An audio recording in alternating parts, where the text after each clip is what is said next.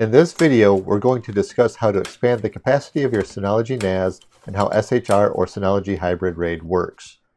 So let's say that you're running low on space in your Synology NAS and you want to expand your storage.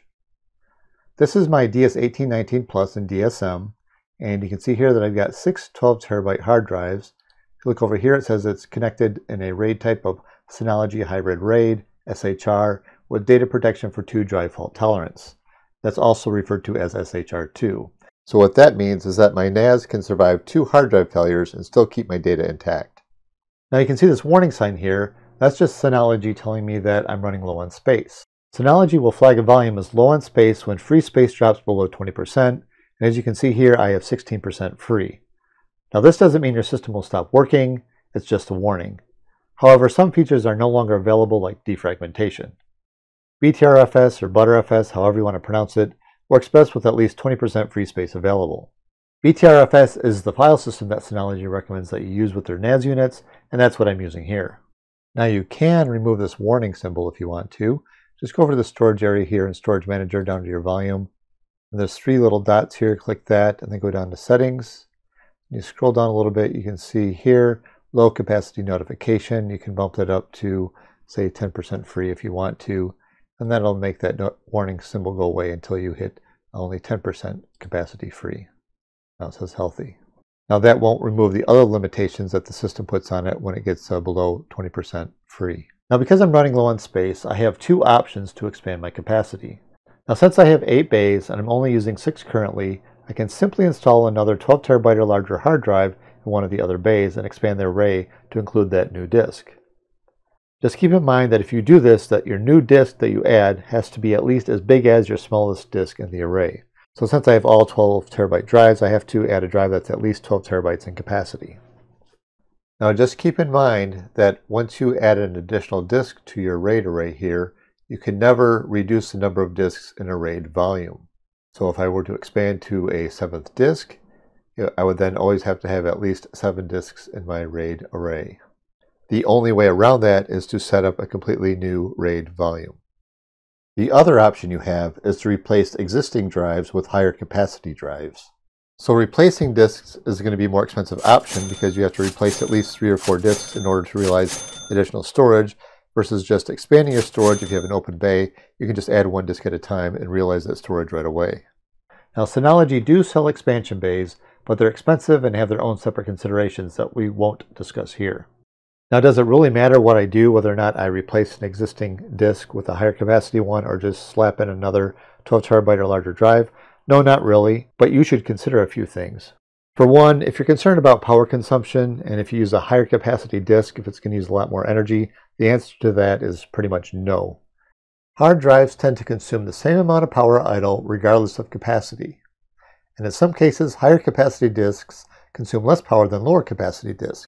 If you take a look at the spec sheets for the hard drives, let's say in this case an IronWolf Pro, they do list the idle power consumption of each of the drives. Same thing for WD Red Pro, it's listed down here, idle power consumption.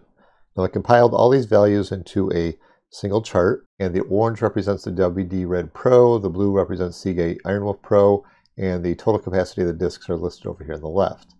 So you can see here that the higher capacity drives don't necessarily use more power. If anything, a lot of the higher capacity disks use the same or less power than their lower capacity counterparts. Now a big reason for that is that higher capacity disks are typically filled with helium in a hermetically sealed case as opposed to air, which is usually used for lower capacity disks. You can see that here, helium, helium, helium, helium. The lower capacity disks indicate using air.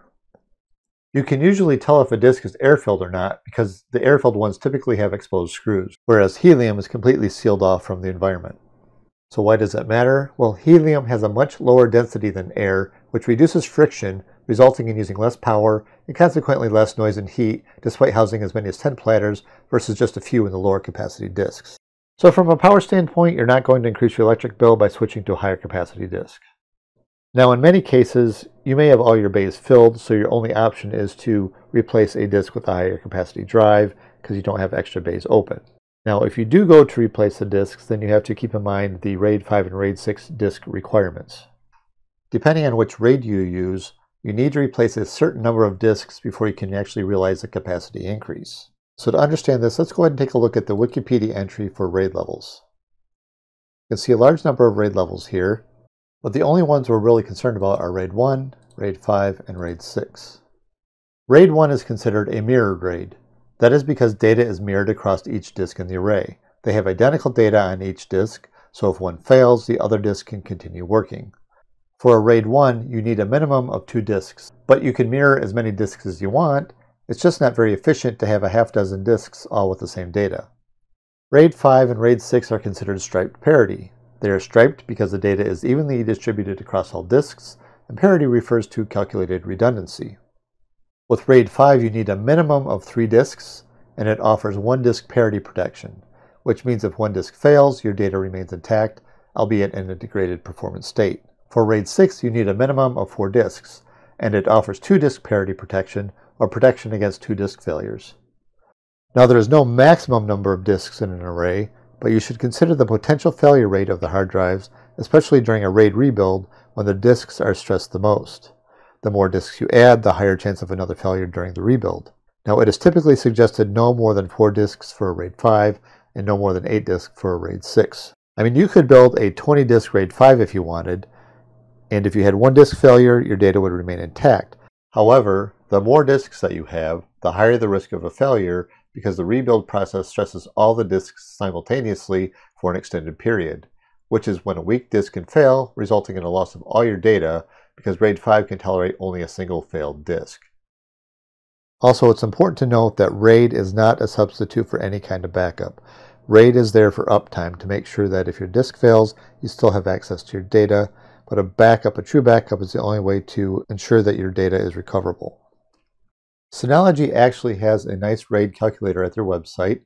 It allows you to add hard drives of different capacities to this virtual 12-disk NAS here, so you can get an idea for how much capacity you'll actually have depending on the RAID type. So if you take a look at the RAID types here, you've got SHR, SHR2, RAID 0, 1, 5, and 6, as well as RAID 10, which is a nested RAID, and then it will tell you the resulting usable capacity for you to store your data. So what is SHR, or Synology Hybrid RAID? Effectively, Synology makes use of the traditional mdadmin RAID command within Linux, and it uses that to control the disks at the device level, and then it maps it to whatever file system you're using, and they recommend BTRFS. Ultimately, it allows you to expand your RAID pool storage by using hard drives of varying capacities. And Synology has a great article on their website as well. So what does that mean? Well, let's take a look at this example here. I'm going to use this Excel spreadsheet to kind of demonstrate what I'm trying to explain. And you can see here that we're representing a 4-disk NAS unit, Bay 1, Bay 2, Bay 3, and Bay 4. And you can see the total capacity over here on the left. And each bay, this one has an 8 terabyte, 4 terabyte, 2 terabyte, and an empty bay. Now, a couple rules with traditional RAID is that all your disks have to be the same capacity. Well, kind of. In reality, it can only make use of the capacity of the lowest capacity disk in your array. So in this case, because we have an 8 terabyte, 4 terabyte, 2 terabyte, it can only make use of the first 2 terabytes of each of the disks if it wants to put it into some form of RAID array. And to calculate the capacity that's usable, you can see the formula here for total capacity. It's pretty straightforward. So in a RAID 5, you need a minimum of 3 disks, right? And since we have 3 disks, we can calculate the total usable space. So we take 3 disks minus 1 parity. RAID 5 is a single parity, so that's 2 times the smallest capacity disk, which in this case is the 2 terabyte drive here. So that's 2 times 2 is 4. But you have all this unused space on these other hard drives. So how does SHR help us then? Let's take a look at an SHR1 example here. Looking back again at this 4-disk NAS, we've got an 8, 4, and 2 terabyte drive in here. Now SHR1, the 1 stands for 1 disk redundancy. So effectively you can lose 1 disk and still maintain your data. So with conventional RAID, right, we've got this 3 disks minus 1 parity times 2 terabyte section here, gives us a total of 4 terabytes usable. With SHR1, what it will do is it will create layers of RAID arrays and combine them into a single pool. What it will do is it will start with the lowest capacity disk and create that RAID array across those disks. Then it will go up to the next smallest capacity disk, in this case a 4 terabyte drive. You can see here, now it can create a RAID 1 because RAID 1 also is just 1 disk redundancy, so it can combine RAID 5 and RAID 1 arrays together. So in this case, this RAID 1 will be this 2 terabyte section here, and RAID 1 is always equal to the smallest disk of the RAID array. So in this case, it'll be a section of 2 terabyte, so that's an additional 2 terabytes there. Now you see we have this 4 terabytes unusable in this 8 terabyte drive. So now let's say we add a 6 terabyte drive into this third bay here. Well, what it's going to do is it's going to, one, it has to rebuild this section of the RAID array. So we still have the 4 terabytes there, but then it can fill in this and convert it from a RAID 1 to a RAID 5 array. So now we have 3 disks minus 1 parity times 2. So we have a total of 8 terabytes of total storage. And now again, right, because this is an SHR 1, it can make use of RAID 1 or RAID 5 arrays. So what it's going to do is it's going to, now that we have the 6 terabyte here as this little section here, it can create a RAID 1. So again, RAID 1 is equal to the capacity of the smallest disk. In this case, we're talking this section here, 2 terabytes. So it's 2 terabytes there for a total of 10 total terabytes of usable storage.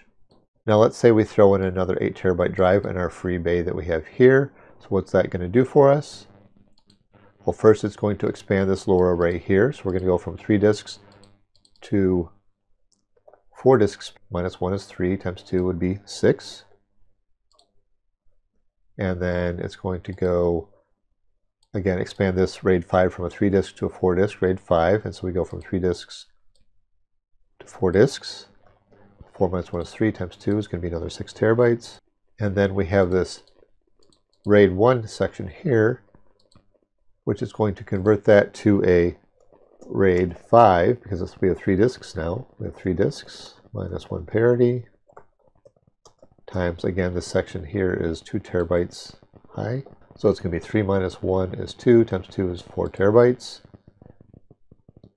And then lastly, we have this section up here, which again, we have 2 disks, so we can create a RAID 1, and that's going to be the smallest capacity, which would be 2 terabytes here for a total of 18 terabytes. Now clearly you can continue on and add in higher capacity disks, but that's how it's going to work. So what this means ultimately for an SHR1 storage configuration, if you need to replace disks to gain extra capacity, you need to replace at least 2 disks in the array. Like in this case, so once you add 2 hard drives, you'll gain the capacity increase of just 1 drive. Now each subsequent drive added will just be that full capacity increase. So if we were to replace these 2 as well, we would gain an additional 4 terabytes here and an additional 4 terabytes here, because it would switch from a RAID 1 mirror to a single parity RAID 5. So let's talk about an SHR2 example now. In SHR2, the 2 represents 2 disk redundancy, and it's usually synonymous with RAID 6 because RAID 6 is a 2 disk redundant RAID array. So let's say we have this 8 disk Synology NAS here, and we've got 3 8 terabyte disks, 2 6 terabyte, 2 4 terabyte, and 1 2 terabyte drive. And same rules apply like with SHR1 or RAID 5. It can only make use of the smallest capacity disk and create a RAID layer there. So a traditional RAID 6 would only be able to make use of the first 2 terabytes of each of these disks, and all this space up here would go unused. So in the case of a traditional RAID 6, you've got 8 disks here minus 2 parity drives times this section here, which is 2 terabytes. 6 times 2 is 12, and that's our total capacity. Now, like SHR1, SHR2 can also stack layers of RAID arrays and add them cumulatively into a single pool. But because it is a SHR2 or 2 disk redundancy, it can only stack RAID 6 arrays because RAID 1 is only a single disk redundancy. So in this case, we go up to the next smallest disk, which would be the 4 terabyte here, and so it can create another section of RAID array here. And so we've got 7 disks minus 2 parity, so that's 7 minus 2 is 5 times 2 terabytes. This section here would be 10 total terabytes. Next layer, go up to the 6 terabyte, and we've got 5 disks here minus 2 parity would be 3 times the 2 terabyte section here would be 6.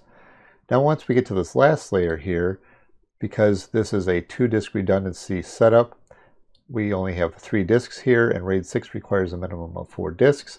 It cannot make use of this space at all until we actually add an additional 8 terabyte or larger hard drive. So let's say we replace this 6 terabyte here with an 8 terabyte drive, and in that case we can now realize the extra capacity of this section here, and then it becomes a 4 disks total here minus 2 parity in a RAID 6, and then that's 2, then times this section here, which is 2 terabytes for a total of 4. That gets us to a grand total of 32 terabytes usable.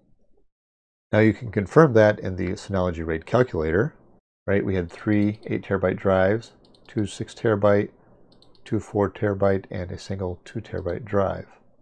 And we can set this to SHR2 and RAID 6. So you can see in our original example where we had the 3 8 terabytes, 2 6, 2 4, and a 2, we have 25.4 terabytes of usable space, whereas in a RAID 6 we'd only have 10.9 terabytes. Now keep in mind that this is actually TB, and we'll go over that in a second. So when we only had the 3 8 terabytes in there, we had that 25.4 terabytes of usable storage, which we represent right here.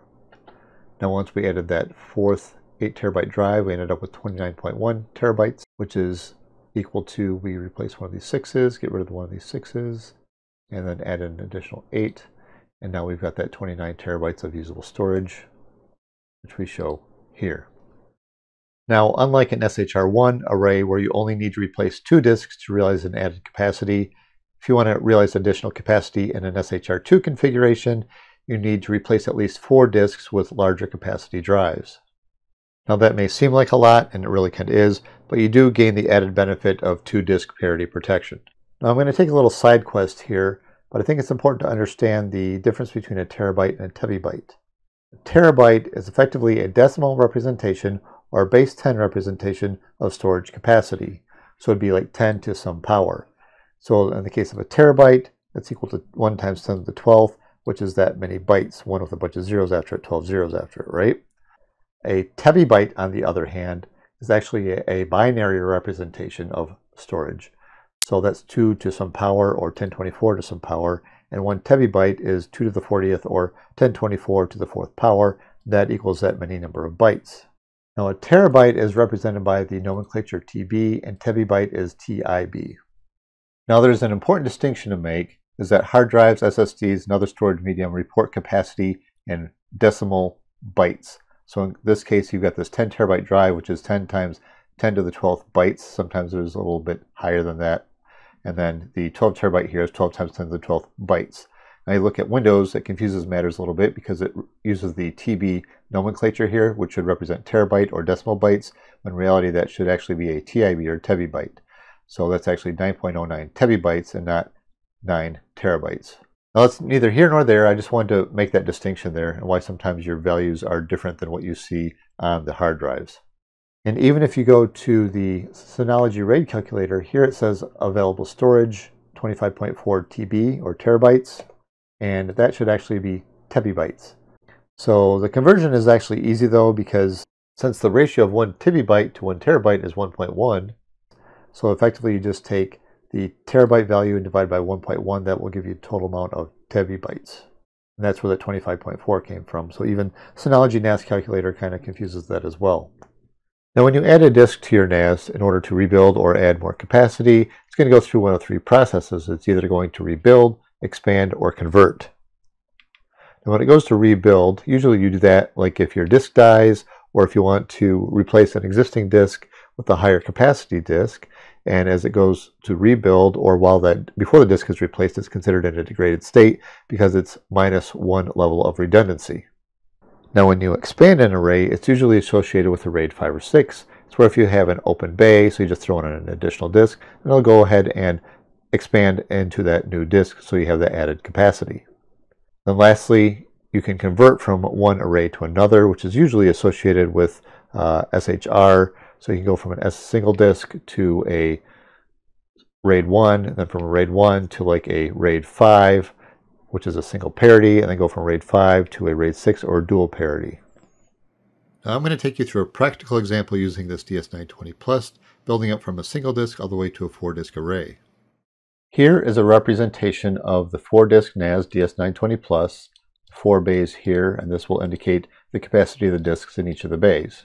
I currently have a 1 terabyte drive in there, and in this case I'm actually using SSDs just for demonstration purposes, so it'll go quickly. However, obviously you're probably going to be using much higher capacity hard drives in here instead, but this is just to prove the concept. Now one nice thing about SHR is that you can actually set up a single disk as SHR so that it gives you the option to expand the capacity later on. So once I set up the first 1 terabyte drive here, I'm going to go ahead and install a 4 terabyte drive.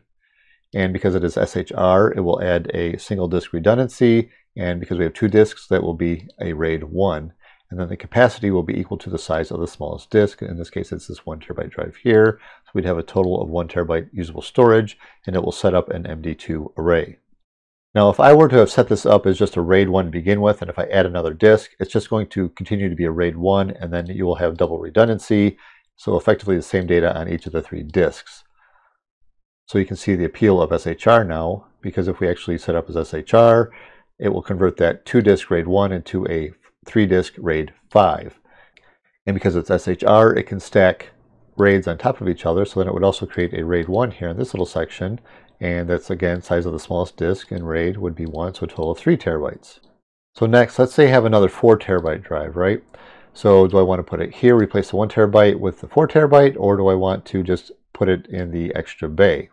Obviously that's a choice up to you, but clearly if we put it in the first bay here, we end up with about 6 terabytes of total storage because we create a RAID 1 array, and this guy we convert from a RAID 1 to a RAID 5 here, and then this here just rebuilds this area here because this already existed.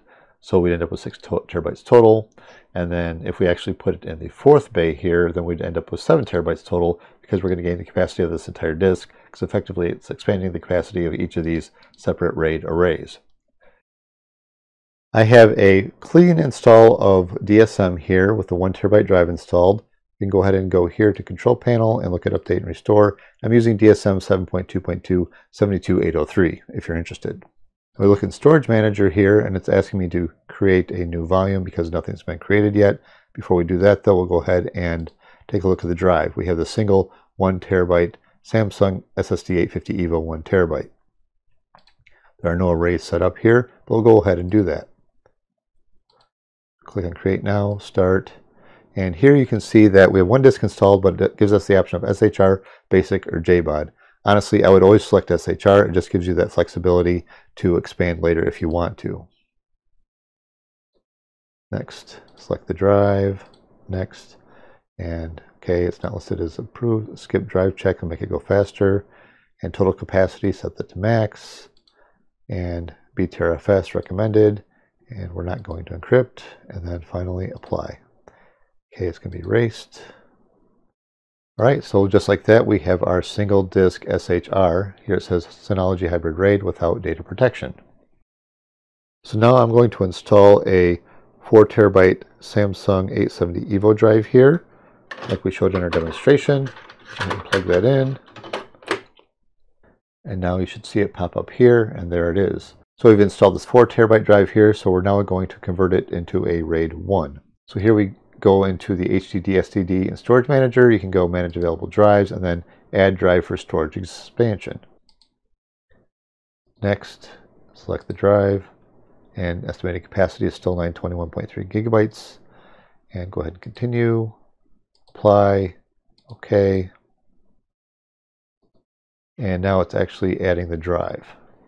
So now you can see here that as it's adding the drives, you can go to Resource Monitor here, Disk, Custom View, and then you can see the speed that it's actually rebuilding or building or resyncing that array. And currently it's running at about 173.4 megabytes per second. I was honestly expecting faster because they are SSDs, but I guess it is what it is.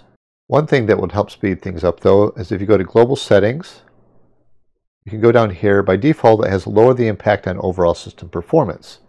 And that will just reduce the speed that it rebuilds the array just so that it's not bogging down your system. But if you want it to go full tilt, you can choose Run RAID Resync Faster. Now you can also make sure Enable Fast Repair is enabled here. What this will do is that when you go to rebuild an array, normally it would sync every single sector in each of the disks. Now if you do Enable Fast Repair, it will skip any sectors that are empty. So it'll speed up that process considerably if you have some empty space on those drives. Now while this is syncing, you can get more details about how this is building by going through a command line interface through an SSH client and using something like PuTTY. Now before you can do that, you need to go into your Synology DSM, go to Control Panel, Terminal and SNMP, and then under here you can see Enable SSH Service, and the default port for SSH is 22.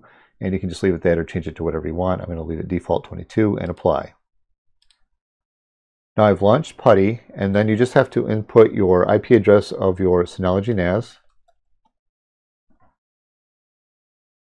And I have it preset here. Go ahead and hit open. And then you're going to get a warning the first time you open it up, but subsequent times you won't. Then you log in using the username that you set up your system with here. Then you can use a command called cat proc mdstat. Now what this will show you is you see you've got an MD0, MD1, and MD2. The MD represents the MD admin RAID, and each of these are different segments of on the disk of different RAID arrays. Now MD0 and MD1 represent the DSM, so this really has nothing to do with your data, it's just where the operating system is installed. And then it tends to increment each RAID array by 1, so it goes MD0, MD1, and then our data usually starts at MD2. Now subsequent arrays will end up being MD3, MD4, MD5, etc. So you can see here we've got active RAID 1. You can see it has 2 disks here, and then it is in the middle of a recovery operation. Effectively, it's resyncing one disk to the other. Now I'm going to run that command again, and it should give me a real-time update. And here we are at 12.5%, gives you total time to finish and the speed that it's recovering the array. So it looks like the conversion from the single disk to a RAID 1 pool has completed. So now we have this situation here, MD2 with 1 terabytes total. And we can confirm that by going into PuTTY and doing a cat proc mdstat. And we can see here now we have the MD2, which is an active RAID 1 with 2 disks, and it's 1 terabyte of data. And so for the next step, I'm going to go ahead and add a 2 terabyte drive in here, which means it should convert this RAID 1 to a RAID 5. Then after that, it should go ahead and create this RAID 1 section here, and we'll have a new MD3 section showing an mdstat. So here I have the 2 terabyte drive. And you can see that it should pop up right here. There it is. Now I can again go manage available drives, add drive to storage expansion, select the storage pool, select the drive. There's our new estimated capacity, 2.7 terabytes. 2.7 terabytes. Go ahead, click next, continue, and expand the capacity to that 2.7 terabytes, next, and apply. So while this is rebuilding here, you can see that we now have an active RAID 5 with 3 disks, and it's in the process of rebuilding at about 140 megabytes per second, which is curious. Again, it's SSDs, not sure why it's so slow, but in any case, it's reshaping it, and it still shows as 1 terabyte of data. Once it completes, it should show it as a 2 terabyte section there, like we have right here, 2 terabytes, and then it should go through and build this 1 terabyte RAID 1. Now, if we take a look at Resource Monitor, go to Disk, Custom View, you can see now that disks 1 and 2 are reading, and it's writing across the 3 other SSDs. So it's reading from the existing 2 disks and then calculating parity and writing it across all 3 disks. Now a quick tip here, if you ever want to find out how long it took to rebuild or expand or convert an array, you can go into your messages logs, and you have to use superuser command though, so sudo and cat for var log messages. Then you want to grep for the array, in this case MD2, right? And it'll tell you information here, recovery of RAID array MD2. So that was the first time we actually converted from a single disk to a RAID 1. So it started at like 10:49 a.m. and ended at 12:03 p.m. So that's effectively, what, an hour and 14 minutes for that 1 terabyte section. So while this is finishing up the MD2 expansion from a RAID 1 to a RAID 5, right, from here to here, once it goes to build this RAID 1 afterwards, it should build this instantaneously because there's really no data there. And so it should just build it immediately. So let's take a look at cat proc mdstat. It's got 1.5 minutes left. Now you can see it says healthy. Do another cat proc mdstat. You can see now here it created the MD3, the active RAID 1 with those 2 disks. We now have the 2.7 terabytes allocated. So now I'm going to add a 4 terabyte drive in this 4th open bay here. And then when we do that, we're going to go from 3 terabytes of usable space to 7 terabytes of usable space. That's because we're going to convert from a RAID 1 to a RAID 5, so it'll give us an extra 1 terabyte there. We're going to expand from a 3-disk RAID 5 to a 4-disk RAID 5. Then we're going to create a RAID 1 array of 2 terabytes in capacity here for a total of 7 terabytes. So now here I have the last 4 terabyte drive. I'm going to install it in the last open bay.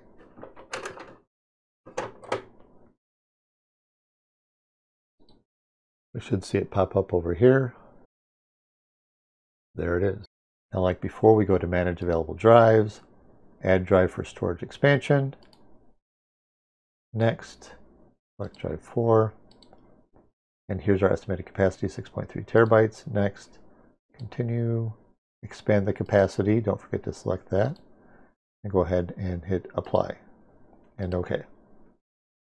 So now it's going to have to go through and expand the MD2 from a 3-disk RAID 5 to a 4-disk RAID 5, and then convert from a 2-disk RAID 1 to a 3-disk RAID 5 here. Then it will go through and create the RAID 1 up here, the MD4. So if we do a cat proc mdstat, you can see here, okay, it's actually converting that RAID 1 to RAID 5 first on the MD3. Then it will probably follow up with the MD2, expanding this from a 3-disk RAID 5 to a 4-disk RAID 5. So that fourth 4 terabyte drive has finished expanding the capacity of the array, and we now have 6.3 terabytes allocated. And you can see the 4 disks here, 1 terabyte, 4 terabyte, 2 terabyte, and 4 terabyte. So after adding this 4 terabyte drive to our NAS, we ended up with this structure here for our pool. We can just do the cat proc mdstat. So you can see here we've got the MD2, not sure why the MD2 is here, not here. Either way, we've got the active RAID 5 with 4 disks, just like we show here. Total of 3 terabytes storage. And then we've got the MD3, which is an active RAID 5 with 3 disks with about 2 terabytes of storage, just like we have here. And lastly, we have the MD4 now with the 2-disk RAID 1 with about 2 terabytes of storage. Now, up until this point, we've only been adding drives to the NAS in order to increase our capacity. So I want to go through and actually replace a disk here to go through that process. And I wish I had a 4 terabyte SSD, another one, but I don't, so I will replace this 1 terabyte with a 2 terabyte SSD, and we'll go through that. And when we do that, what will happen is that it will have to rebuild this portion of the MD2 array, right? And so we'll still maintain the same 3 terabytes, but then we will actually expand this 3-disk RAID 5, 1 terabyte section here to a 4-disk RAID 5. So we'll increase our capacity from 2 to 3 terabytes. Our overall capacity will just increase by 1 to 8 total terabytes. So before replacing a disk, you should go into your DSM under HDD SSD area in the storage manager and go Action, Deactivate Drive. It's going to ask you to say that you understand what you're doing, enter your password, submit. Then it'll start to beep to say, hey, this drive is in degraded state. So then when that happens, you can turn off that beep, it's annoying, by going to Control Panel, Hardware and Power, scrolling down and just hit the mute button. And now you can actually go through and replace the disk, and you see that disk 1 here, that light is orange and not green. That means it's deactivated, so you can go ahead and remove it. Now you can also shut down the NAS if you want to replace this, but you can also do it hot swap as well. So here's the 2 terabyte SSD that's going in there.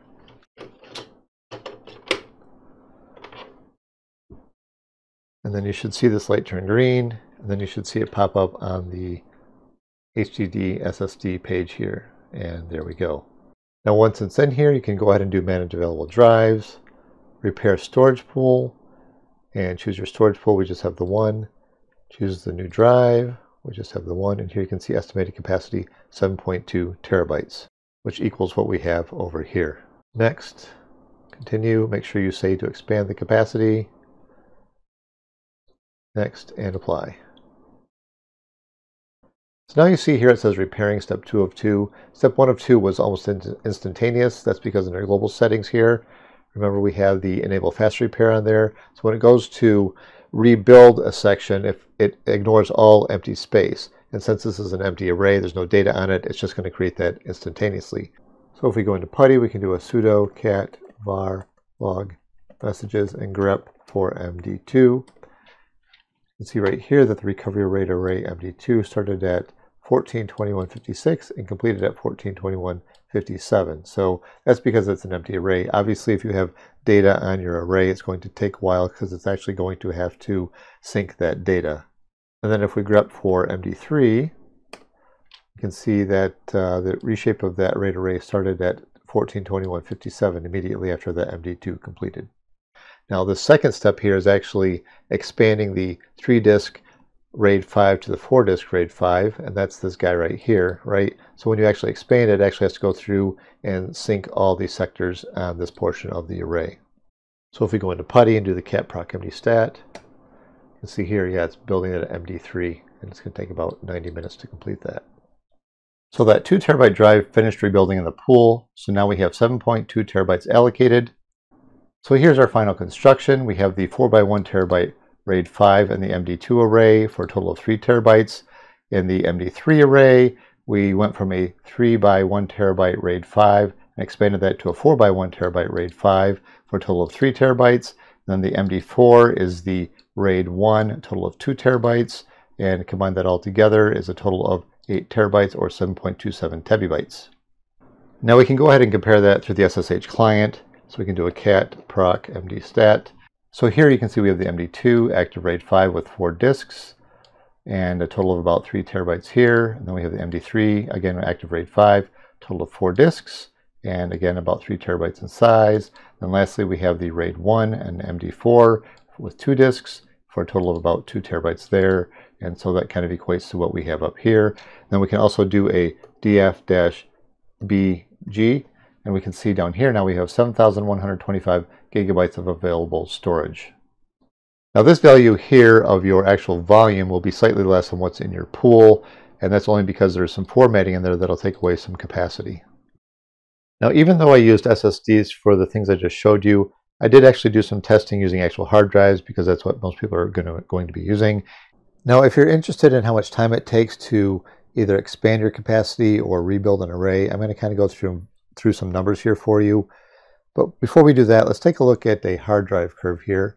And you can see here I've got a couple disks here that I used in my testing. The ST2000DMO01, which is a Seagate 7200 RPM CMR disk. And it starts at about 210 megabytes per second. And once it gets to the end of the disk inside of the platters, it runs at about 100 megabytes per second.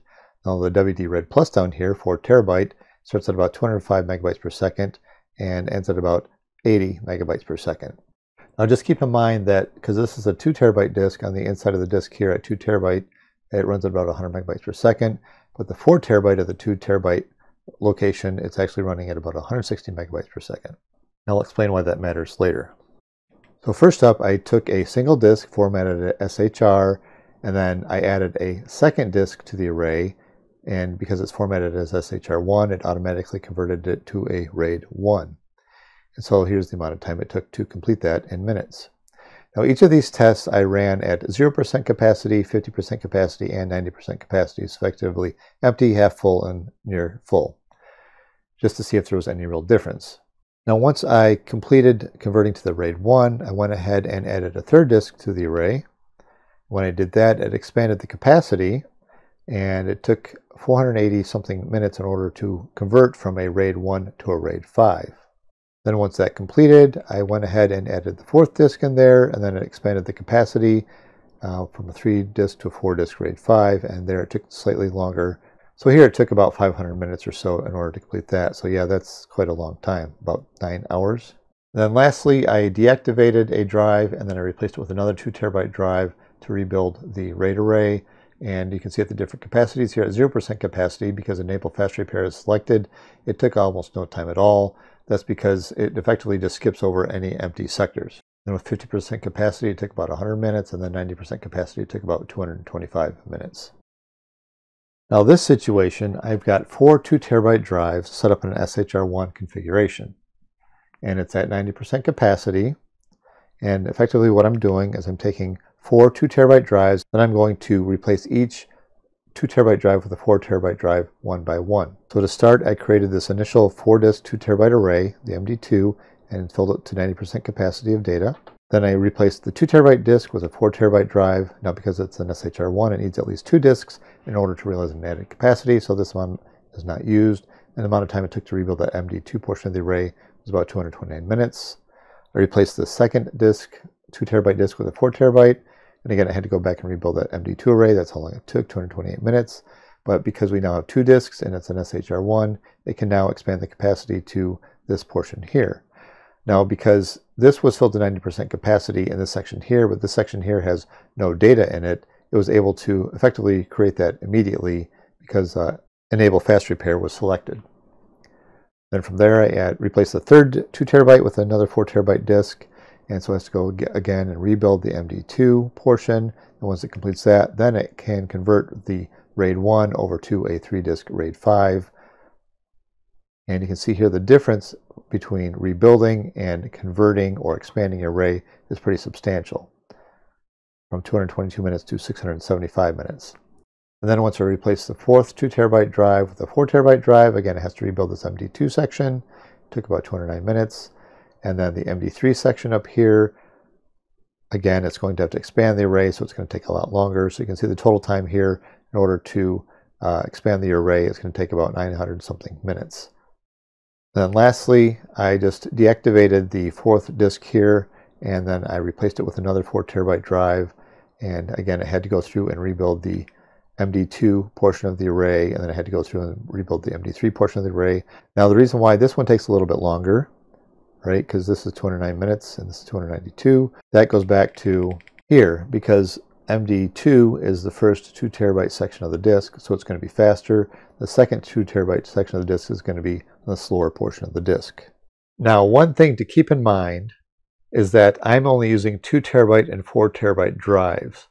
And so chances are you're using much higher capacity hard drives, so you have to take that into account. So, I mean, it took 700 minutes to do this expansion on just from a 2 to 4 terabyte drive. Now, if you're going to be going from like an 8 to a 16 terabyte configuration, I would expect to quadruple this total time. So that puts us 900 minutes at what, 3,600 minutes, which is what, 2.5 days just for this to complete this section here. So something to consider.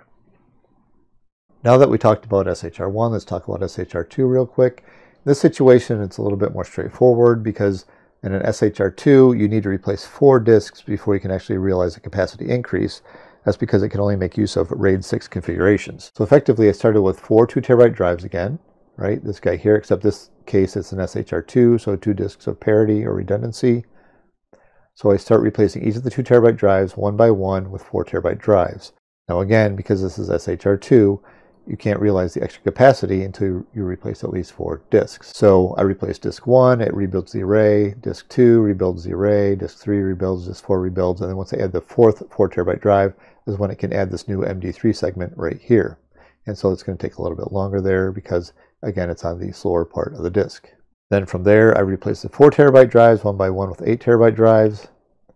And same thing applies. You can't realize extra capacity until you've replaced the fourth disk.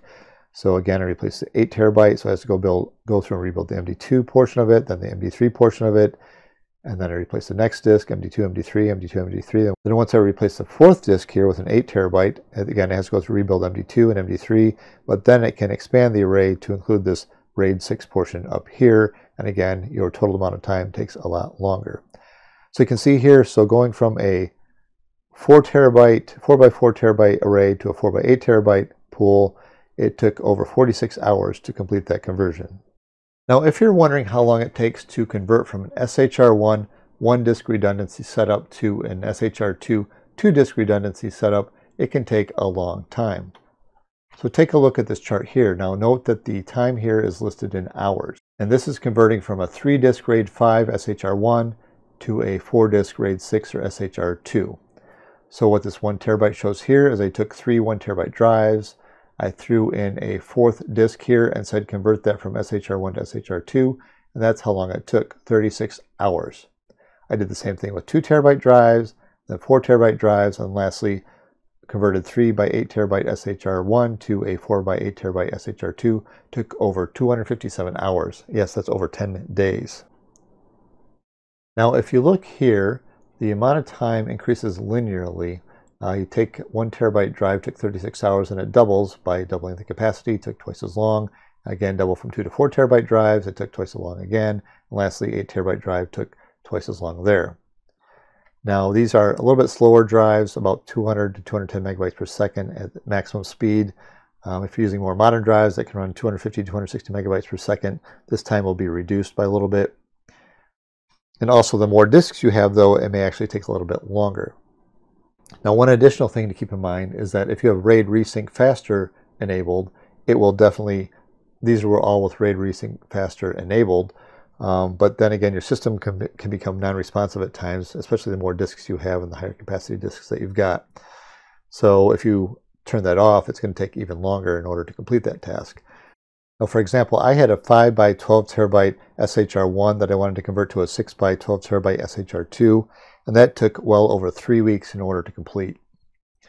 So in these cases, sometimes it's almost better to back up your data, create a whole new array, and then just copy the data back over, and it'll probably take literally 10% of the time.